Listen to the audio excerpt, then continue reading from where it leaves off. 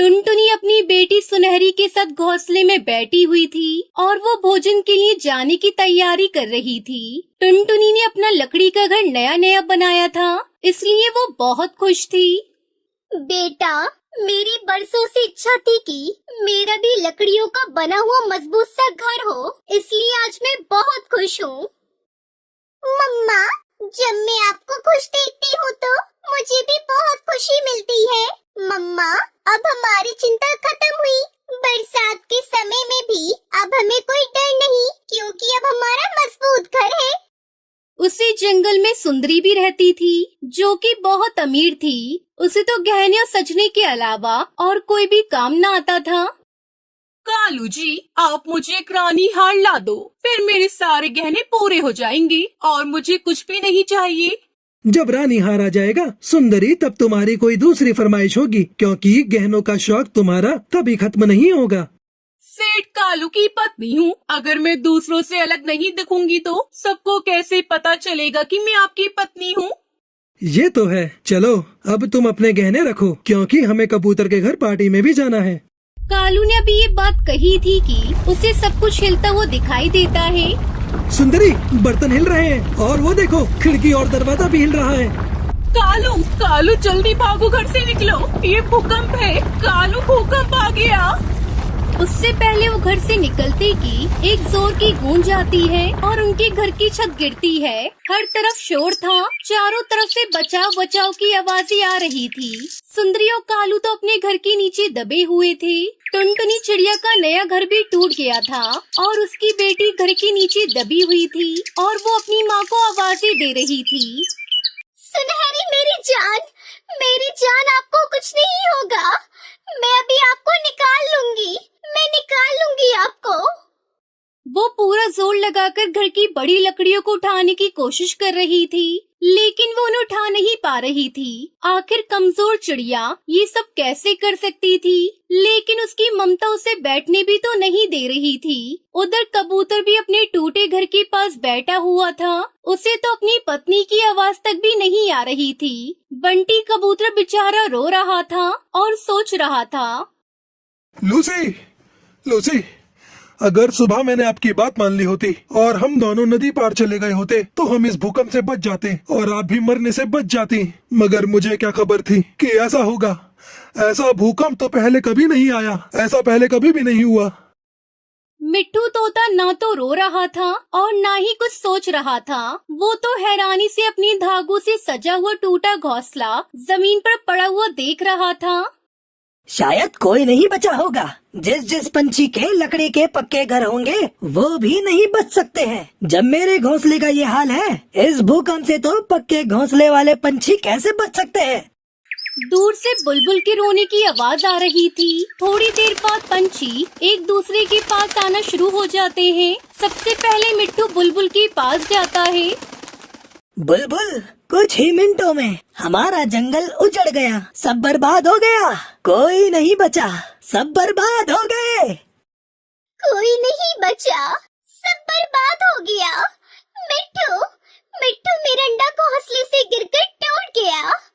मैंने अपने अंडे को बचाने की बहुत कोशिश की, मगर मैं उसे नहीं बचा पाई। मिट्ठू, बुलबुल, ना जाने दूसरे पक्षी किस हाल में होंगे। चलो हम चलकर उनकी मदद करते हैं।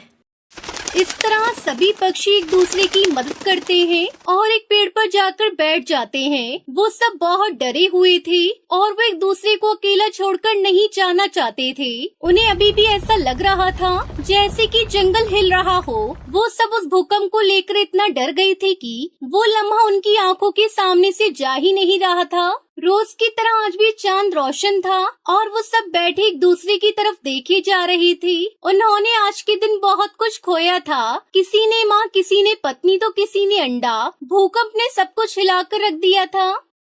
तो दोस्तों, ये थी आज की कहानी। और हाँ दोस्तों, इस कहानी से सीख मिलती है कि हमें मुसीबत में दूसरों का साथ देना चाहिए। और हाँ दोस्तों, आज का सवाल ये है कि बुलबुल ने भूकंप में क्या खोया था।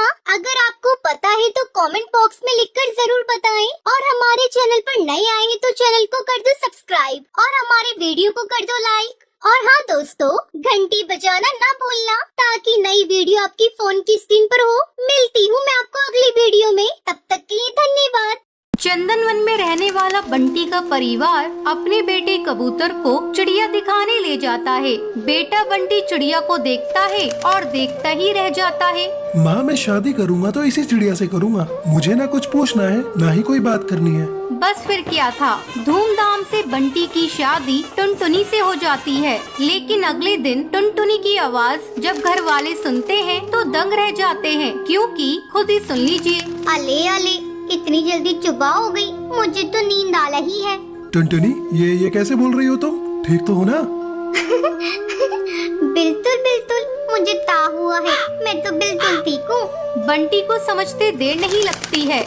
जिस टुनटुनी की चूचू आवाज वो सुनना चाहता था वो तो तोतली निकली। अब क्या था, बंटी सर पकड़कर बैठ जाता है, तभी उसकी माँ वहाँ आ जाती है। अरे बंटी बेटा, बहू को क्या हुआ? तुम लोग परेशान से लग रहे हो, सब ठीक तो है ना?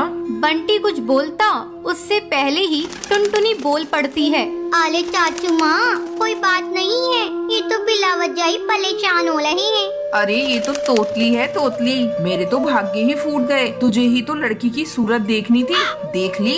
अब जीवन भर करो मेला बाबू, मेला सोना। अरे माँ, तुम भी मजाक कर रही हो। मैं अपने दोस्तों के सामने इसे कैसे लेकर जाऊँगा?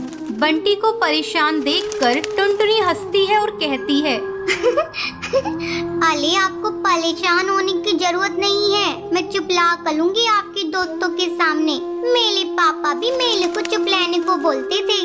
बंटी और उसकी माँ को टुनटुनी का आइडिया अच्छा लगता है। अगले दिन बंटी और टुनटुनी बंटी के दोस्त के घर जाते हैं, जहाँ बंटी टुनटुनी को समझाकर जाता है उसे चुप रहना है, चाहे जो हो जाए वो एक बूंद आवाज नहीं निकालेगी। बस क्या था, सब खाना खाते हैं। बंटी के दोस्त की बीवी टुनटुनी से उसका नाम पूछती है, तभी बंटी बोल पड़ता है, टुनटुनी नाम है भाभी इसका।